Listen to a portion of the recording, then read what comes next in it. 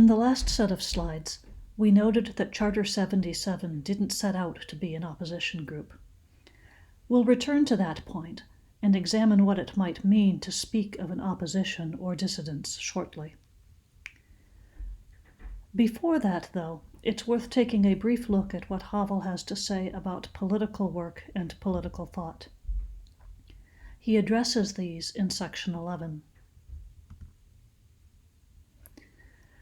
Though traditional political life doesn't really exist in a post-totalitarian society, there are those who embrace politics as a vocation and who try to live within the truth by thinking independently, by expressing their views, and sometimes even by organizing politically. Havel thinks it's a good thing that such people exist and continue their work. He does, however, see one potential pitfall. Such people sometimes get too wrapped up in devising a good political system, forgetting that a better political system is not the cause of a better life. Rather, creating a better life through living in the truth is what enables a good political system.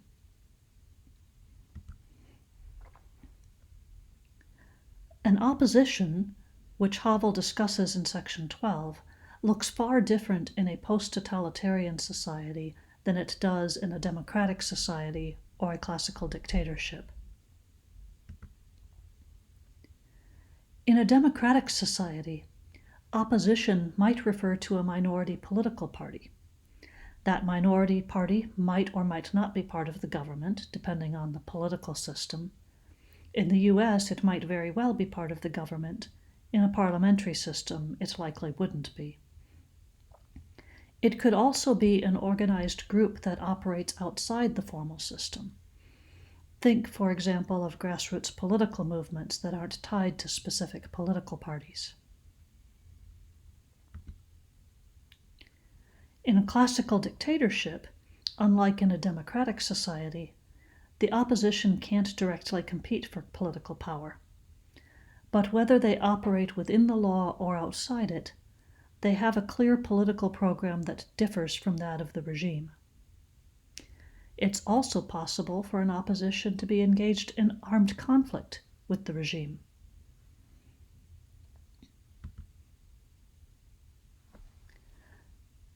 The understandings of the term opposition that we've just considered don't apply in a post-totalitarian society.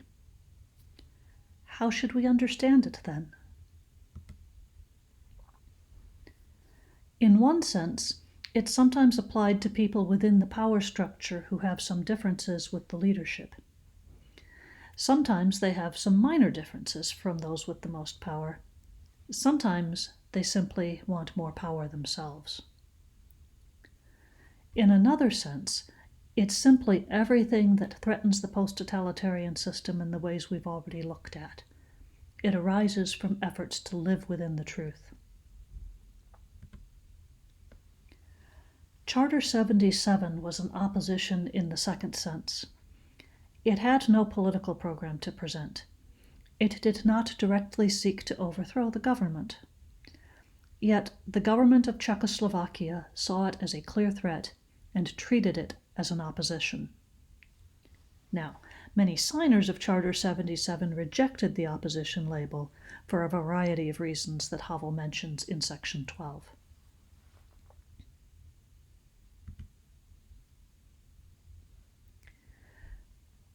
There are similar problems with the term dissidents, as Havel notes in section 13. The term dissidents is applied primarily to citizens of the Soviet bloc who have decided to live within the truth, and who also meet a number of other criteria which Havel lists in this section. They express their views publicly. They've managed to win some degree of respect and thus have some limited power. Their work has influence, so it's political, even if that's not their intent. They tend to be writers or engage in other sorts of intellectual pursuits that involve writing. And they're known in the West. In fact, Havel notes that they're known in the West more for their dissident activities than for their actual professions. Of his own case, he says, somewhat humorously, "From personal experience, I know that there is an invisible line you cross, without even wanting to or becoming aware of it, beyond which they cease to treat you as a writer who happens to be a concerned citizen, and begin talking of you as a dissident who almost incidentally, in his or her spare time perhaps, happens to write plays as well." Here's the thing. Most dissidents aren't happy to be called that, for a number of reasons. First, they're not rejecting anything, though the term implies that. All they're trying to do is to live authentic human lives, to live within the truth. Second, the term implies that dissident is a profession of some sort. But dissidents aren't professional rabble-rousers. They're ordinary people in a variety of professions trying to do what's right, to live authentically.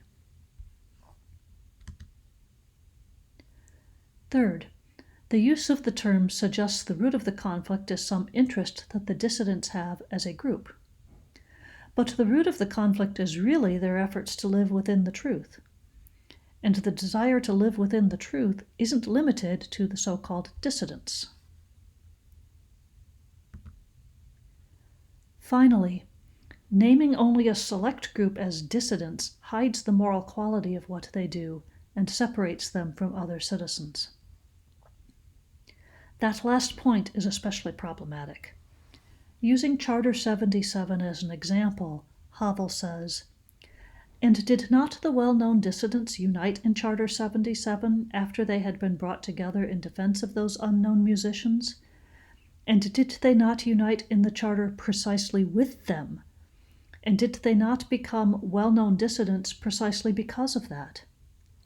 It is truly a cruel paradox that the more some citizens stand up in defense of other citizens, the more they are labeled with a word that in effect separates them from those other citizens."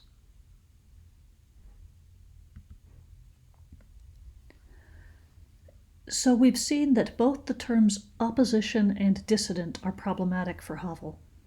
Both arise only out of efforts to live within the truth and to stand in solidarity with others, to do what is right. The terms opposition and dissident obscure those vitally important facts. That concludes our overview of Havel's work.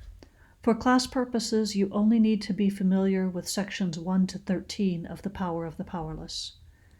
If you found this first half of Havel's work interesting, though, I encourage you to finish it over the summer if you get a chance. You won't be disappointed.